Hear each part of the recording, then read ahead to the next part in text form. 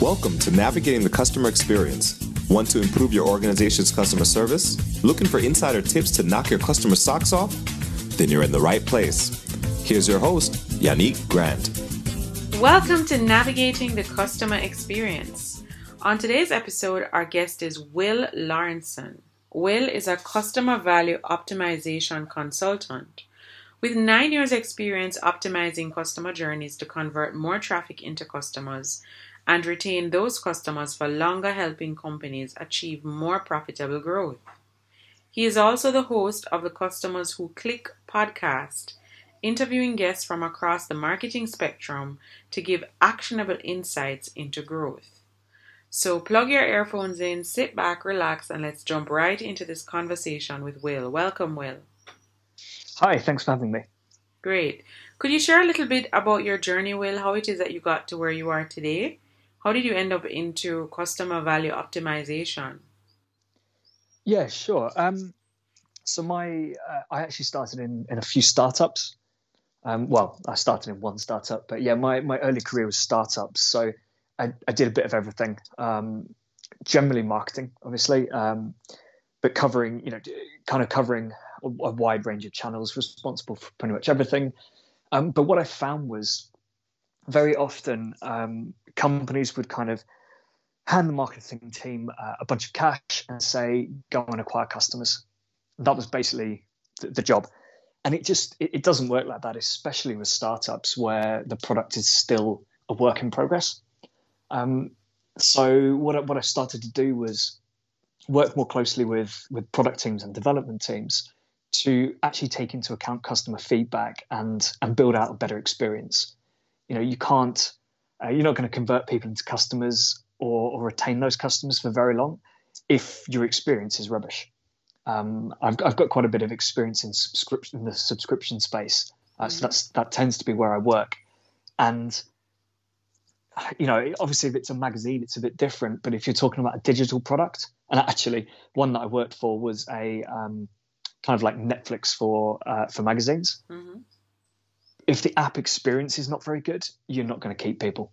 They're not going to pay that monthly fee for something that they're not finding particularly convenient. If they can't find the content they want to read, if it's not recommending them content, you're just not going to be able to keep people. So that's where I kind of went down this path of customer value optimization, and it stuck with me for the years. It's always something I was working on, you know, regardless of what my role was. Mm-hmm. And once or twice I did specialize a little bit more in the marketing area in-house. But it was always a focus on value. You know, like I said, you know, if you can't retain those customers, they're not going to, you know, you're not going to make much money off them. And likewise, if you focus too much on the conversion side, you could raise the conversion rates really high, but you just damage value. You know, if you incentivize too much, give people loads of discounts and offers, you're obviously not making much money there, but you're convincing people to buy for the wrong reason. So that's why my focus is customer value optimization. And I went solo, basically, November 19 to just work with direct-to-consumer businesses on this. All right. Now, could you share with our listeners why you think brands need to focus on customer value optimization? Not just necessarily from a subscription perspective, but just generally speaking, if you're a retail business or if you're service-oriented versus product-oriented, why is value optimization so important in delivering that great brand experience? Yeah, so I mean, at the end of the day, every business wants to make loads of money, wants to be profitable. If you can only really do that if you are optimizing the value of those customers and building up their value over time, as opposed to just acquiring new customers every day, every week, every month. You know, you're going to have those acquisition costs associated with it. A lot of the time, businesses do give discounts to first-time customers, so that drops the value of that customer. So if you focus purely on acquisition, you're just not very profitable on every customer. So you're going to have to spend more money and acquire more customers.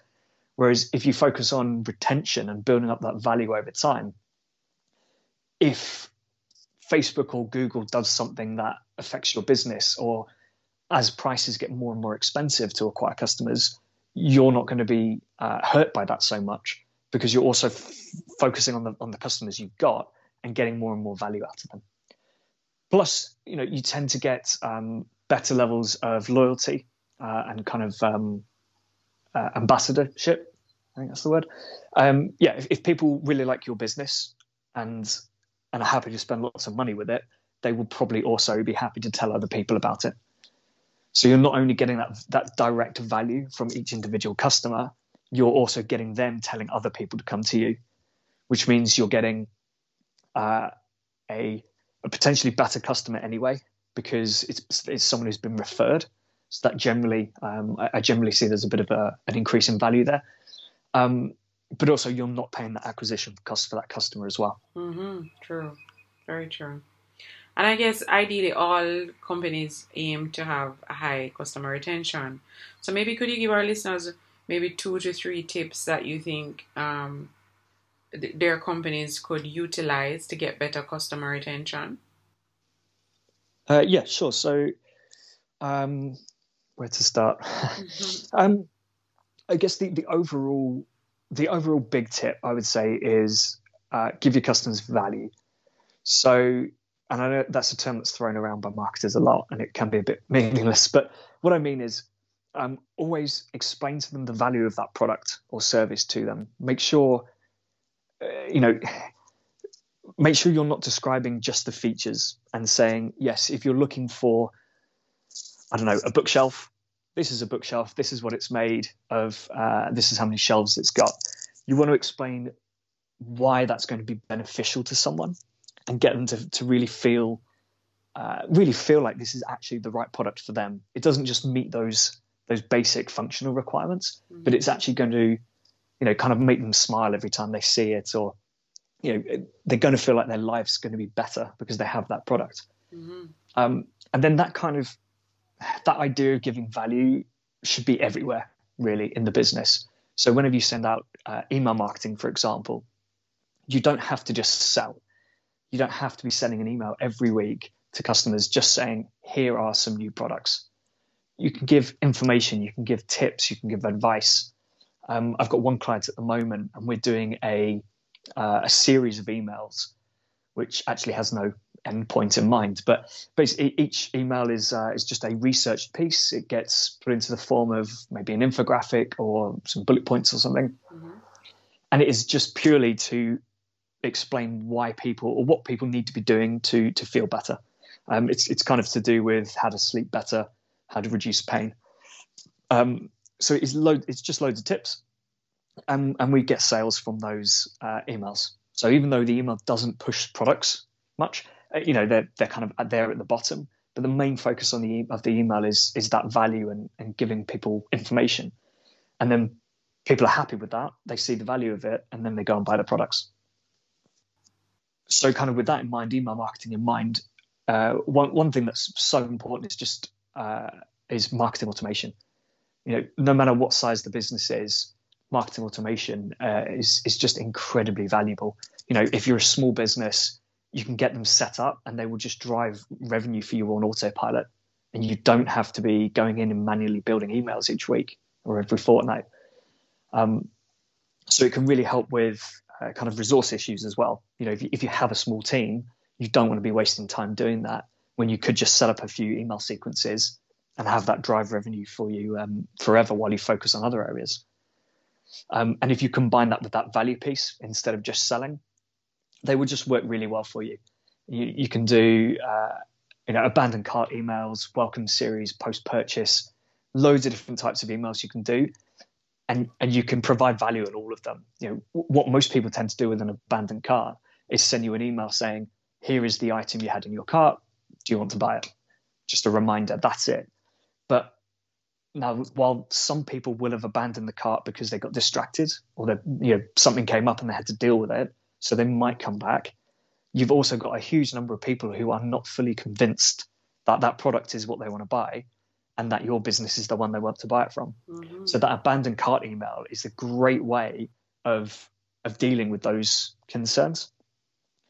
Depending on what your product is, if you're selling an electric electrics, like I don't know, a washing machine or something, you could send out the manual or something, or the manual for that product, something like that, so people can check all the details, all the specifications, and be absolutely sure it's the right washing machine or dishwasher for them. You can do some really simple things that don't really cost you anything to do, but could make that customer's life a lot easier, therefore more likely to convert. So it's giving people value kind of all the time. Email marketing, email automation, really, really important. And I think the final thing is make really, really good use of your customer service team.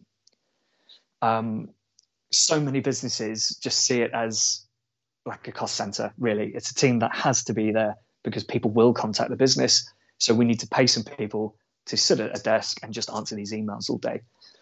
But actually, like there's so much value you can get from a customer service team. They can be, they can turn unhappy customers into happy ones. They can answer people's questions and cause those people to actually then buy the product. And even better, if you collect all that information and pass it on to the relevant teams, you can then make the website better, the emails better, your social media better, whatever, so that those questions actually disappear. They're no longer people coming into customer service for it because you've actually fixed the problem and people no longer need to ask those questions. Mm-hmm. So I think there's so much value you can get out of customer service, and it's so easy. Pretty much all you've got to do is set some categories up, some tags in your customer service tool, tag each email that comes in, and then on a monthly or quarterly basis, depending on how big the business is, just review the queries that have come in. Pick an area once a month maybe, and just pick one of the categories and just dig into what people have actually been asking, what's been going on, and then see where you can go fix that problem so that no one faces it. Brilliant. All right. Those were some really, really good tips. Thank you so much, Will, for sharing.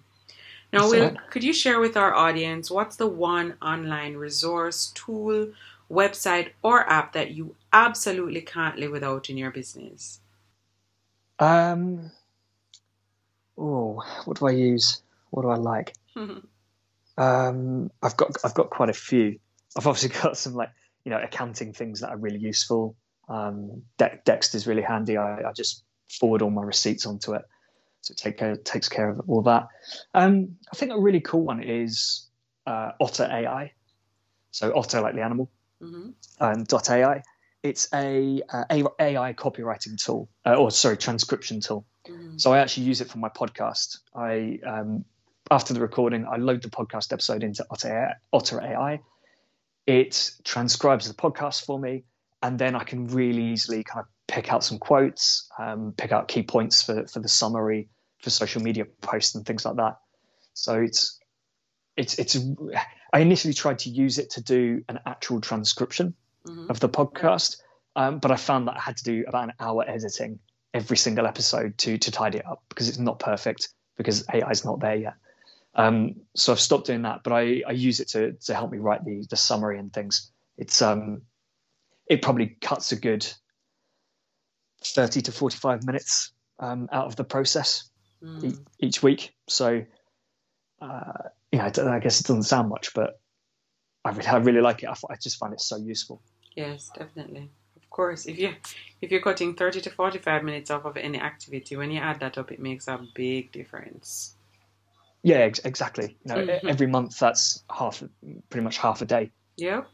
That could be doing client work instead or whatever. True.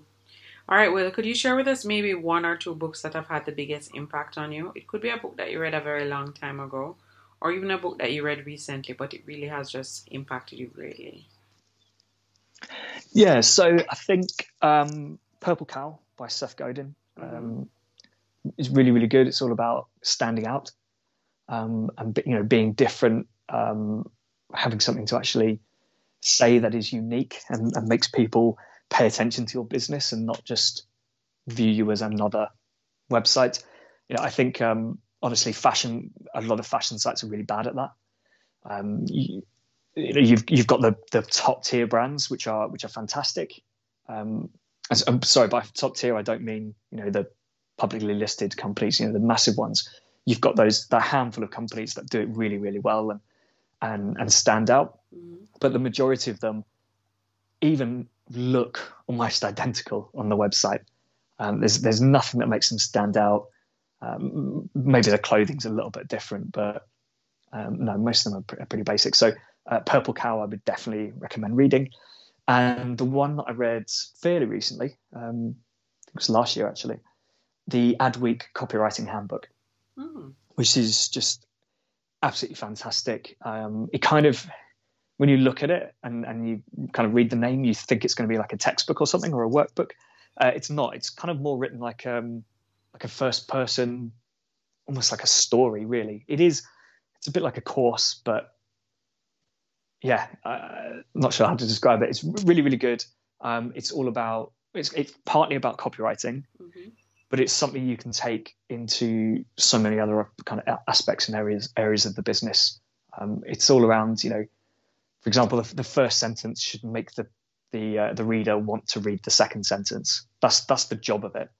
It's to make you read the next bit, and on and on and on, things like that. And then there's quite a bit about kind of consumer behavior and psychology, which is really, really interesting. So yeah, I really enjoyed that. That's just sits on my coffee table actually. Quite well broken out in chapters. So it's pretty easy to just open it up, read a quick tip. It takes 2-3 minutes. Or read a few tips and then put it down. It's obviously not like a novel where you probably want to keep up with it got quite a lot in order to make sure you don't forget the story. Right. So we're going to have those books available in the show notes of this episode for our listeners that want to tap into that amazing content. Thank you for sharing, Will. All right, Will, could you also share with us if there is one thing that's going on in your life right now that you're really excited about? It could be something that you're working on to develop yourself or your people. I mean, the one big thing that I'm super excited about at the moment is I'm actually selling my flat and buying a new place. Nice. So I know that's not quite work related, but yeah, so that's all going on, which is really cool. So I'm getting a house just kind of outside London in the UK. Right. But otherwise, I'm quite excited about the new direction that I'm taking my business in. I am niching down into that subscription space. So I'm going to be everything I do will be more focused around subscription businesses because I like working with them. I like the business model. I like the fact that you have to place that focus on retention as well and build up the lifetime value. So yeah, at the moment I'm redoing my website a little bit. I'm doing creating some new content, some new ebooks and things, which will be available on the website. Yeah, I think that's probably the big thing that's going on with the business right now. Just that slight repositioning, so that I have that purple cow moment really. I want to stand out a bit more. Right. Okay. Nice. All right. Now, Will, our listeners would have listened to this episode and they're quite intrigued with what you're doing. They want to learn more about value optimization and they'd like to follow you on your journey. Where can they find you online if they wanted to connect with you further? There is the website, which at some point will be a lot better. So that's customerswhoclick.com. But the two best places would be Twitter and LinkedIn. And I'm just Will Laurenson on both of them. I share loads of content every day. Always happy to chat with people, answer some questions as well. Great. All right. So before we wrap our episodes up, we always like to ask our guests, do you have a quote or saying that during times of adversity or challenge, you'll tend to revert to this quote? It kind of helps to get you back on track or get you refocused. Probably not, to be honest. I'm not really that sort of person.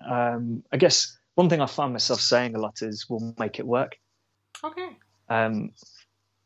Just applies to anything really. If it happens a lot when I'm cooking. Actually, I tend to forget ingredients or something and just say, "Oh, we'll make it work." Nice. But yeah, applies to the business as well, really. True. If I'm struggling with something, Just got to find a way to make it work. Good. All right. Very good.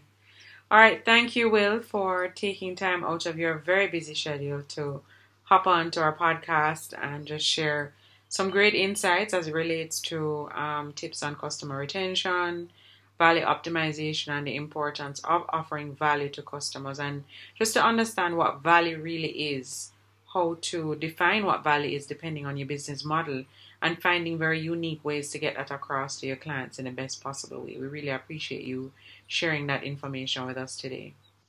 No problem. Thank you for having me. Just want to remind our listeners, feel free to hop onto Facebook and join our private Facebook group, Navigating the Customer Experience Community, and follow us on Twitter at NavigatingCX. Until next time, I'm your host, Yenny Grant. We also have a new book available on Amazon, The ABCs of a Fantastic Customer Experience. It's available in ebook and paperback. So if you want to increase revenue in your organization, build a stronger service culture, and create employees or develop employees who are really mastering service delivery in your business, you need to grab a copy of this book. Until next time, I'm your host, Yenny Grant.